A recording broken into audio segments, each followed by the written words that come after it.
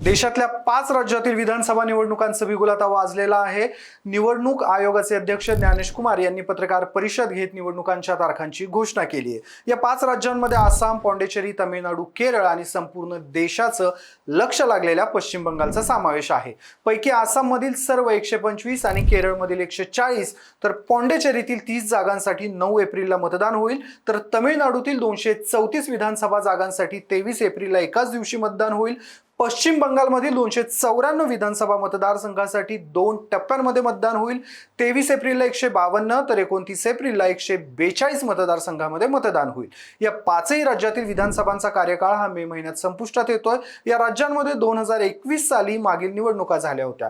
त्यावेळी पश्चिम बंगालमध्ये 8 टप्प्यांमध्ये, आसाममध्ये 3 टप्प्यांमध्ये तर तमिळनाडू, केरळ आणि पॉंडिचेरीमध्ये एकाच टप्प्यात मतदान झालं होतं। या निवडणुकीमध्ये एकूण 824 विधानसभा मतदारसंघासाठी 17.4 कोटी मतदार मतदान करणार असतील, तर 25 लाख कर्मचारी या निवडणुकीसाठी तैनात केले जातील।